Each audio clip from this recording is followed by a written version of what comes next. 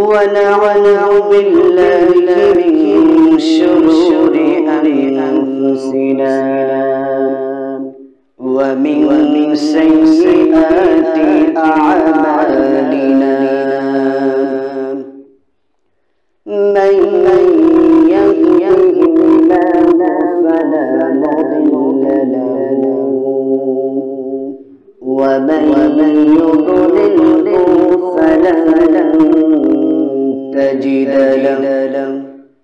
فلن تجد له وليا مرشدا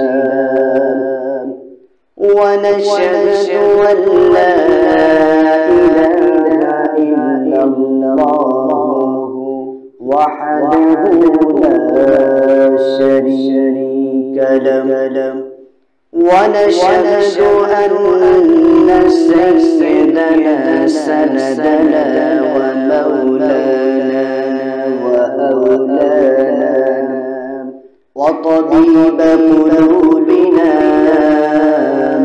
محمد الذي أرسله بالحق بشيرا ونذيرا وداعيا إلى الله بإذنه وسراجا وقمرا منيرا فقد قال الله تعالى في كلامه المجيد والفرقان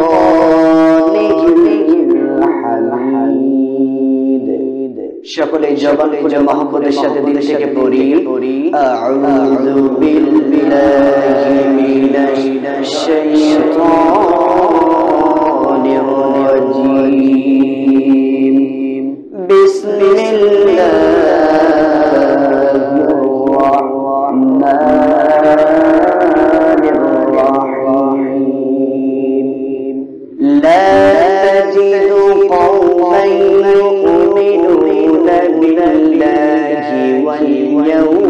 بالله واليوم الآخر يوادون من حاد الله ورسوله ولو كانوا آباءهم أو أبناءهم أو إخوانهم أو عشيرتهم أولئك كتب في قلوبهم الإيمان وأيدهم بروح منه ويدخلهم جنات تجري من تحتها الأنهار خالدين فيها رضي الله عنهم ورضوا عنه أولئك حزب الله ألا إن حزب الله هم المفلحون وقال الله تعالى في شان حبيبه آمرا ومخبرا إن الله وملائكته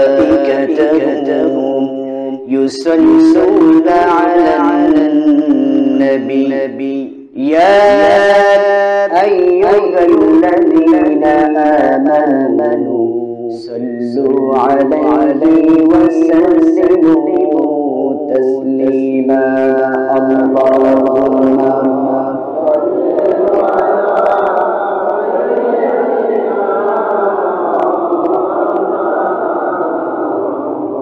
وعلى آل سيدنا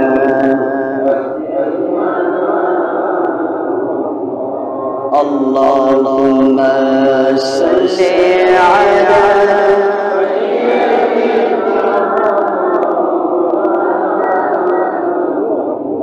وعلى آل سيدنا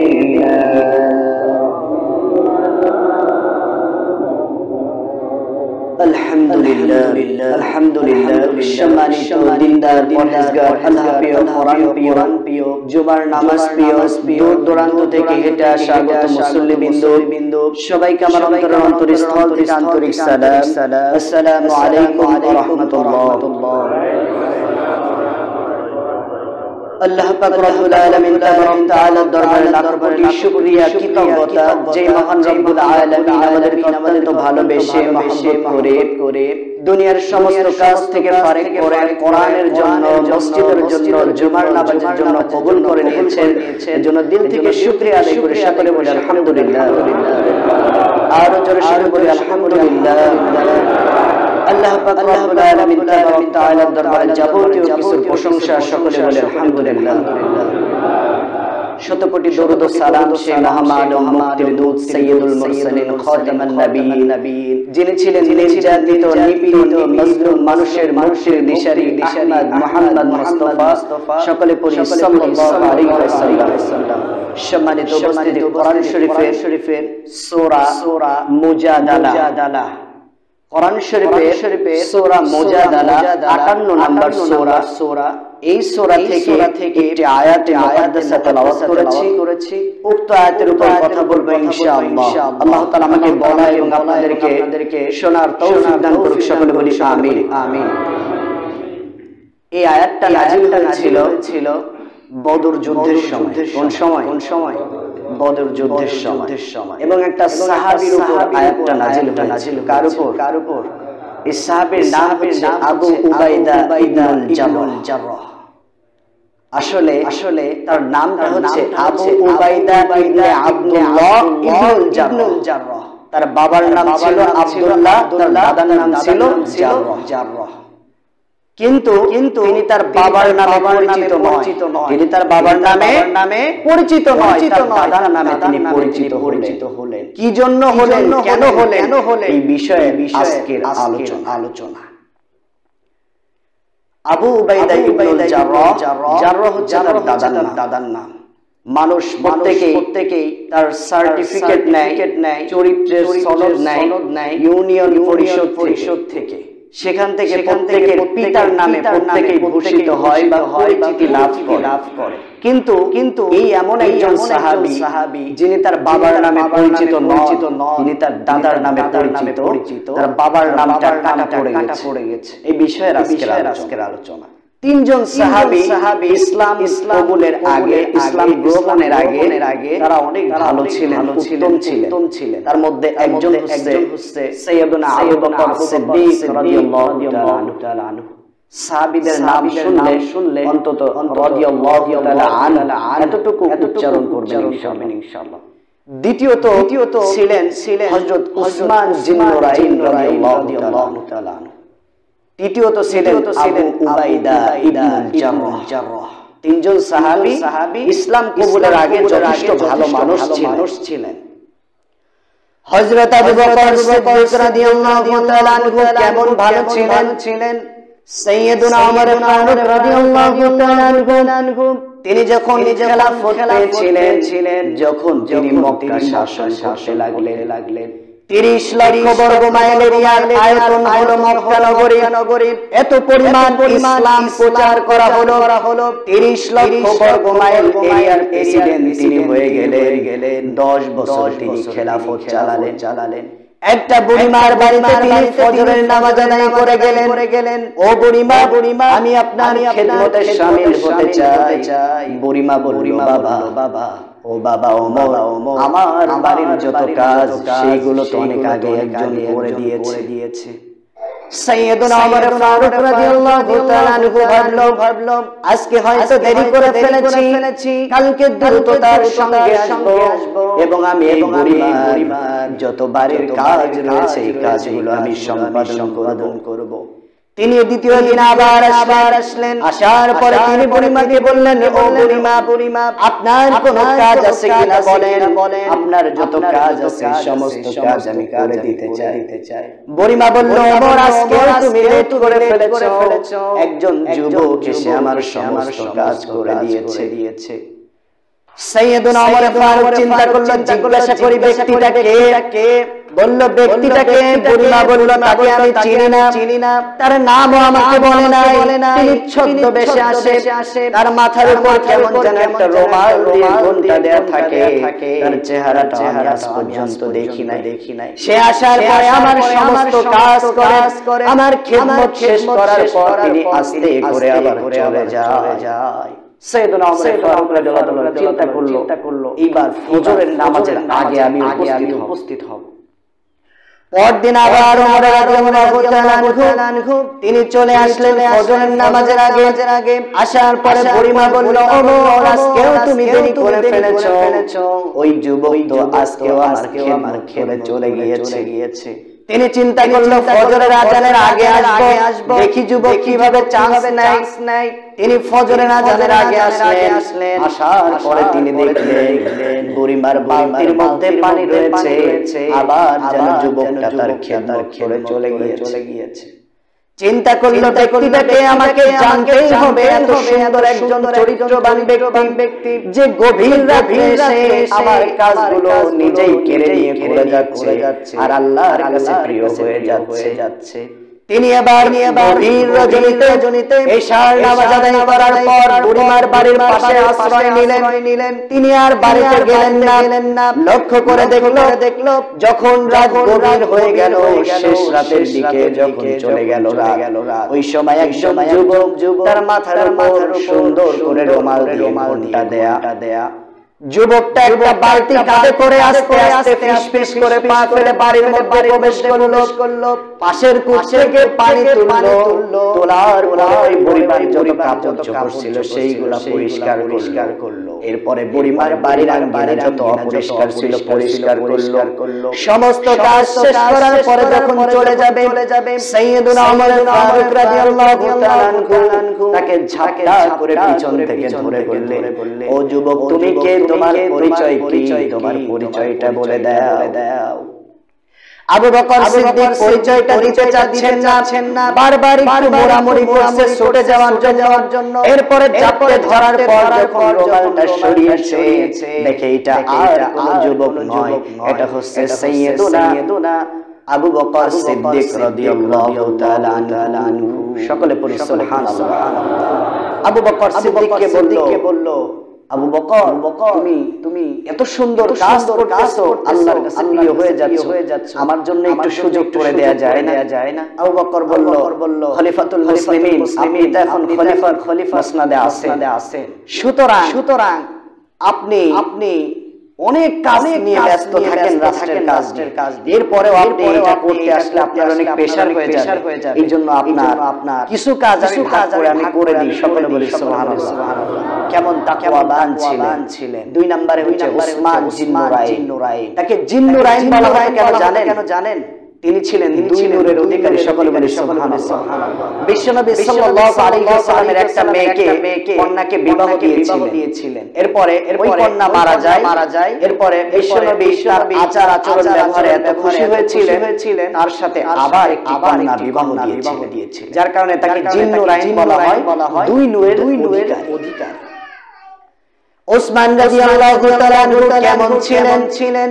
তিনি যখন কবরের পাশ দিয়ে হেঁটে যেতেন, কবর দেখে ধুকরে কাঁদতে অনেক সময় বেহুশ হয়ে যেতেন। সাহাবীরা বলতো, উসমান তুমি যখনই কবর দেখো তুমি কাঁদতে বেহুশ হয়ে যাও, ঘটনা কি?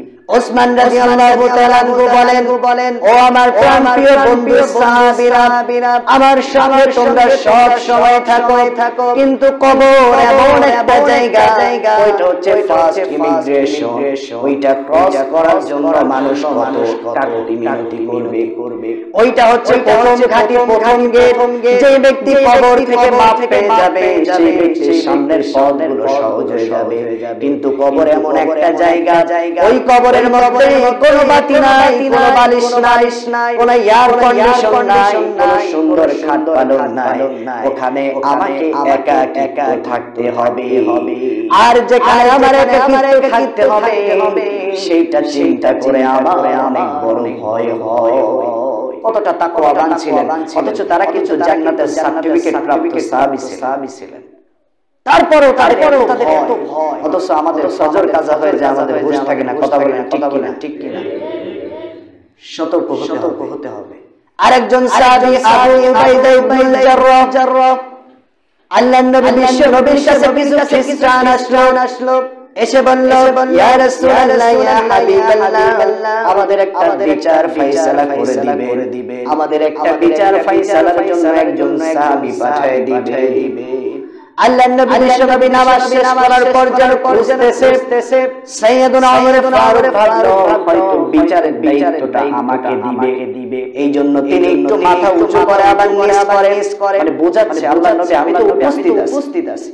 আল্লাহর নবী বারবার খুঁজতেছে, সাইয়েদুনা ওমর ফারুক ভাবলো হয়তো বিশ্ব নবী আমাকে লক্ষ্য করে নাই, তিনি গলায় একটু রেকর্ড দিলেন, কাশি দিলেন। আমরা অনেক সময় নিজেদের উপস্থিতি প্রকাশ করার জন্য একটু কাশি দেই কিনা। তো ওমর ফারুক রাদিয়াল্লাহু আনহু কাশি দিলেন, এরপরেও যেন বিশ্ব নবী তার দিকে তাকালেন না। এরপরে আল্লাহর নবী বললেন, আবু উবাইদা ইবনুল জাররাহ কোথায়? আবু উবাইদা ইবনুল জাররাহ পাশেই ছিলেন, বলল, ইয়া রাসূলুল্লাহ, ইয়া হাবিবাল্লাহ, লাব্বাইক, আমি তো এখানে আছি। আল্লাহর নবী বিশ্ব নবী বলল, শোনো, আগামীকাল বিকেল বেলায় তোমাকে কিছু ব্যক্তিরা আসবে, খ্রিস্টান পাদ্রী, তাদের একটা বিচারের ফায়সালা করার জন্য তোমাকে আমি সেখানকার সেনাপতি হিসেবে পাঠাবো। তুমি ওইখানে গিয়ে সুষ্ঠু বিচার করবা। কতটা মহব্বতের লোক হইলে আল্লাহর নবী তাকে বিচার কার্যালয়ে পাঠায়। কথা বলেন ঠিক কিনা? এই আবু উবাইদা ইবনে জাররাহ কোরআনের আয়াত নাযিল হয়েছে। কতটা ভাগ্যবান একজন সাহাবীর উপরে কোরআনের আয়াত নাযিল হয়েছে।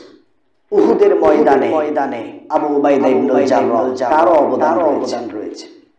উহুদের ময়দানে আল্লাহর নবী বিশ্ব নবীকে 10 জন সাহাবী ঘিরে রেখেছিলেন।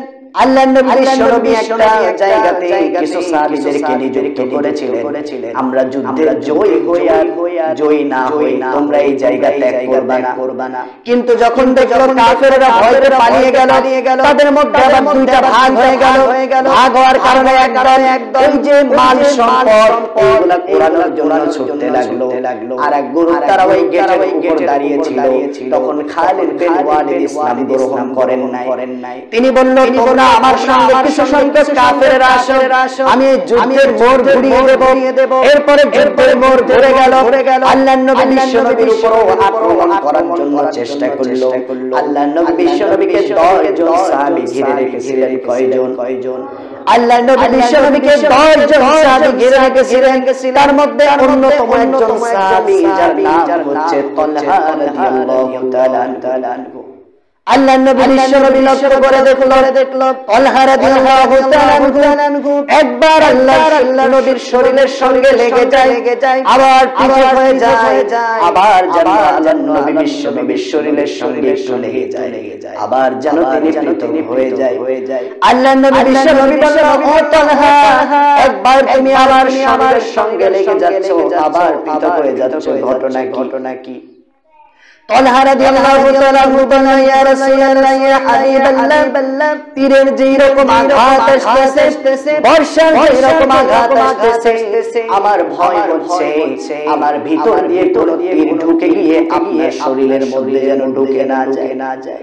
এই জন্য বিশ্ব নবী যখন তীরের আঘাত আসে আমি আগায় যাই যাতে আমার মধ্যে দিয়ে প্রবেশ করে, আর যখন তীরের আঘাত আসে না আপনাকে যতটা বাঁকায় আমি আপনার সামনে ঢাল থাকি। আল্লাহর নবী বিশ্ব নবী বলেন, ও আমার সাহাবীরা, তোমরা যদি জীবন্ত শহীদ দেখতে চাও, দুনিয়ার মধ্যে জীবন্ত শহীদ দেখতে চাও, জীবিত শহীদ দেখতে চাও, তাহলে তালহা রাদিয়াল্লাহু তাআলা আনহুর দিকে তাকাও। কেননা এই দুনিয়ার মধ্যে এখনো তিনি জীবিত শহীদ। সকলে বলি সুবহানাল্লাহ। 80টার অধিক তীরের আক্রমণ তিনি গ্রহণ করেছিলেন। 80টা তীরের অধিক তীর তার শরীরের সঙ্গে উহুদের জমিনে লেগেছিল। সকলে বলে আল্লাহু আকবার। কতটা ত্যাগ তারা স্বীকার করেছিলেন আল্লাহর নবী বিশ্ব নবী মহব্বত তাদের মধ্যে থাকার কারণে। হঠাৎ করে আক্রমণের সম্মুখীন হলেন। আল্লাহর নবী বিশ্ব নবীকে আক্রমণ করা হলো। আল্লাহর নবী বিশ্ব নবীর মাথার লোহার হেলমেটটা ভেঙে তিনি জমিনের উপর পড়ে গেলেন। আল্লাহর নবী বিশ্ব নবীর দাঁত ভেঙে গেল। আল্লাহর নবী বিশ্ব নবীর মাথার মধ্যে লোহার হেলমেটের খণ্ড ভেঙে ঢুকে গেল। আল্লাহর নবী বিশ্ব নবী যখন অসুস্থ হয়ে পড়লেন, কিছু সাহাবীরা ঘোষণা দিয়ে দিল, কদ কুতিলা মুহাম্মদ আর দুনিয়ার মধ্যে নাই, মুহাম্মদ যেন দুনিয়া থেকে বিদায় নিয়েছে। এইটা যখন সাহাবীদের কানে চলে গেল, পাগলের মতো তারা ছুটতে লাগলো। আল্লাহর নবী বিশ্ব নবী যদি দুনিয়াতে না থাকে তাহলে কাকে দেখে আমরা আমাদের ক্ষুধা মিটাবো? যেই নবীর জন্য এত কিছু করলাম, ওই নবী যদি মৃত্যুবরণ করে, ওই নবী যদি দুনিয়া থেকে চলে যায়, তাহলে আমরা কার জন্য যুদ্ধের ময়দানে লড়াই করব? এরপরে আবু বকর সিদ্দিক রাদিয়াল্লাহু তাআলা আনহু লক্ষ্য করে দেখলো আল্লাহর নবী বিশ্ব নবী এখনো জীবিত আছে। আল্লাহর নবী বিশ্ব নবী জীবিত দেখার পর আবু বকর সিদ্দিক বলল, আল্লাহর নবী বিশ্ব নবীর মাথার মধ্যে লোহার হেলমেট গিয়েছে, তার মাথা থেকে রক্তক্ষরণ হচ্ছে।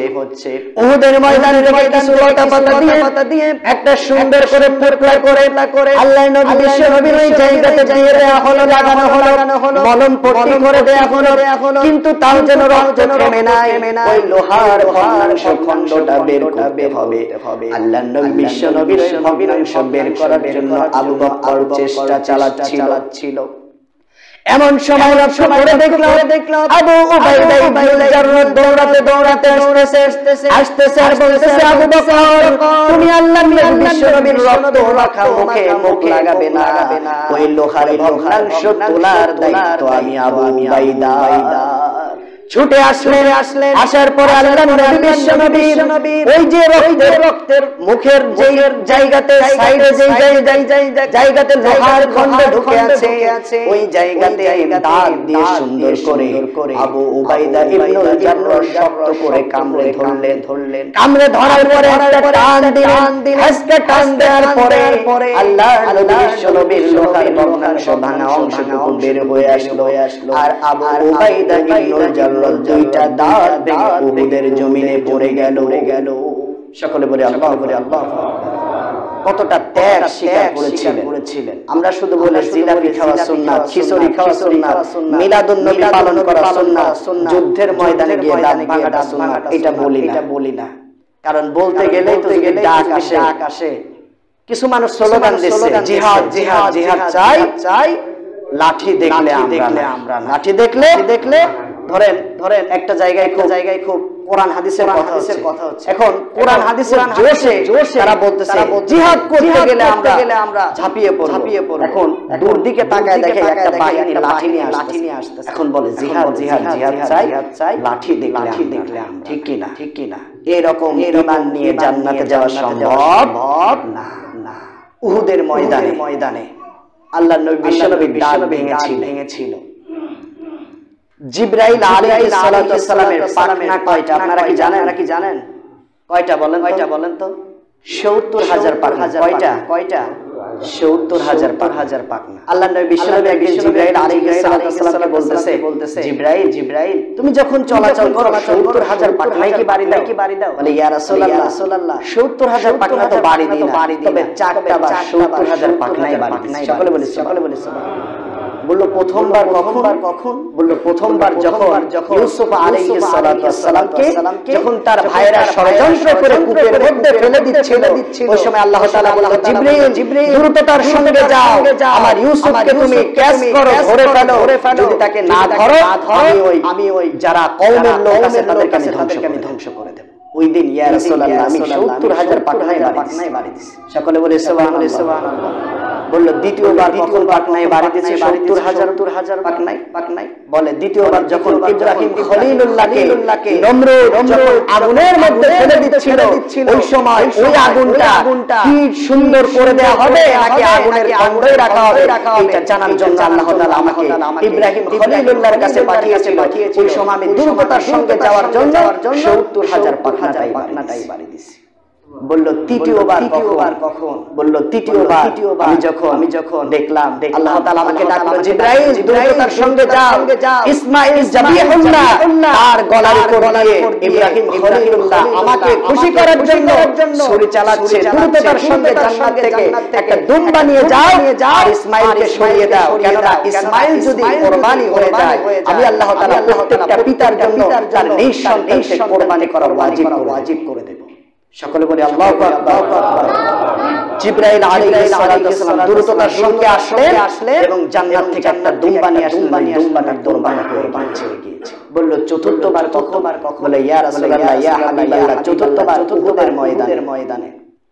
যখন আপনার দাঁত মোবারক ভেঙে গেল, আল্লাহ তাআলা বলল দ্রুততার সঙ্গে ওই দাঁতটা ধরে ফেলো, ওইটা যদি জমিনের উপর পড়ে আমি কুল কায়নাত ধ্বংস করে দেব।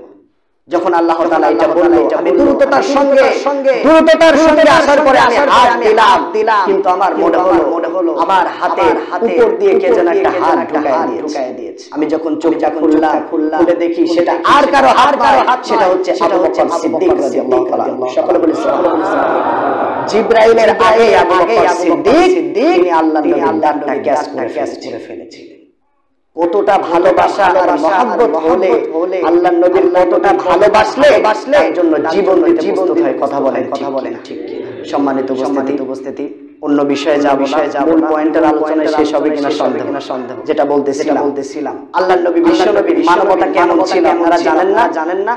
আল্লাহর নবী বিশ্বনবী মানবতার মহান শিক্ষক জনাবে মুহাম্মদ রাসূলুল্লাহ সাল্লাল্লাহু আলাইহি ওয়াসাল্লাম। তিনি ক্ষুধার্ত অবস্থায় পেটে খাবার নাই। লক্ষ্য করে দেখলো বাড়ির মধ্যে ফাতেমা রাদিয়াল্লাহু তাআলা আনহা তিনিও না খেয়ে আছে। আল্লাহর নবী ফাতেমার মুখের দিকে তাকায় আর সহ্য করতে পারলেন না।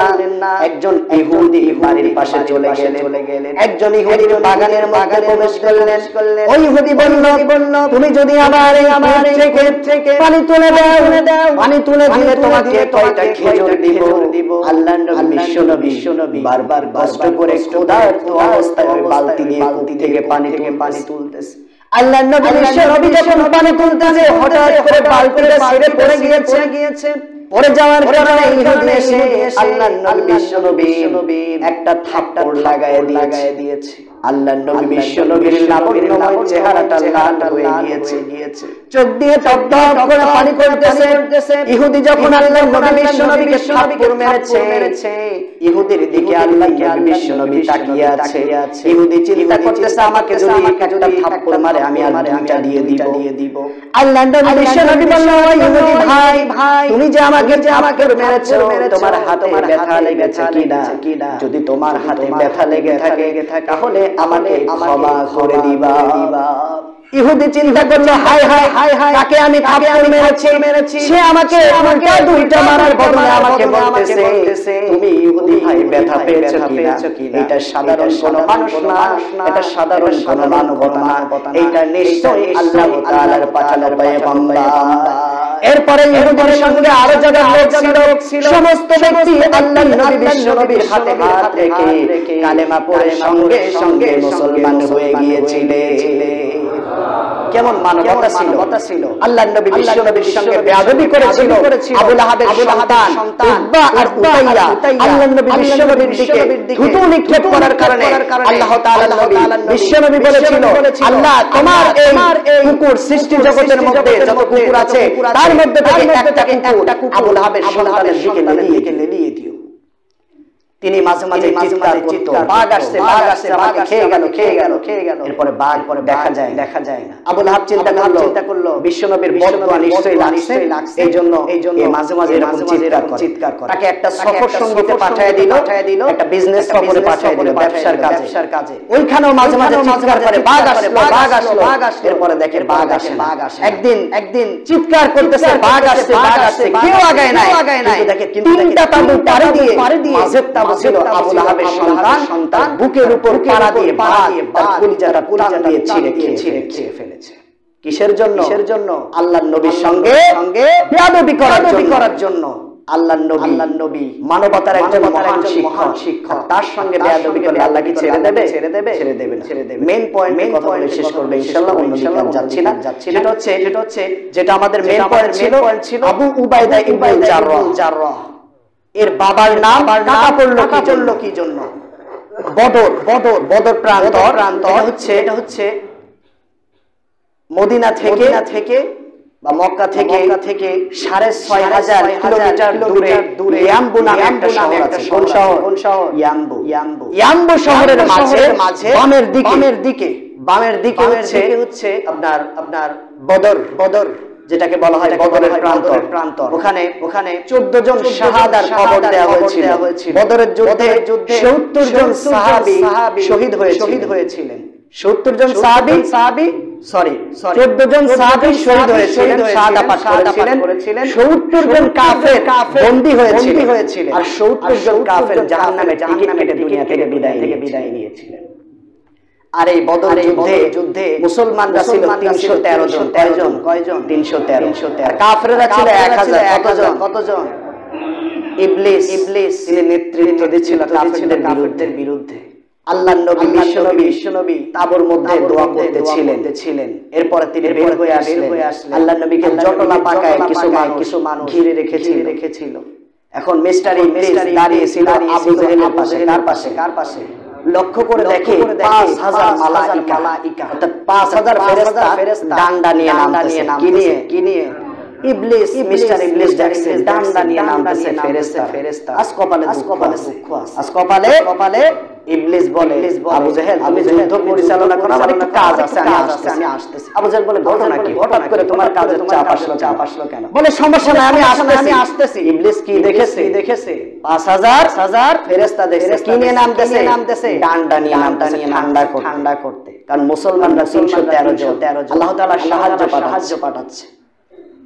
যখন যুদ্ধ শেষ হয়ে যাচ্ছিল, যুদ্ধ শেষ হওয়ার পরে যারা বন্দী হয়েছিল ৭০ জন কাফের, তারা বলল, আচ্ছা ওই যে সুন্দর জুব্বা পরা ভালো মানুষ দেখলাম ডান্ডা নিয়ে সাইজ করতেছিল, ব্যক্তিদের তো দেখতেছি। আল্লাহর নবী বুঝতে পারলো সেগুলা আর কিছু নয়, আল্লাহ তাআলা ফেরেশতা দিয়ে আমাদেরকে সাহায্য করেছিল।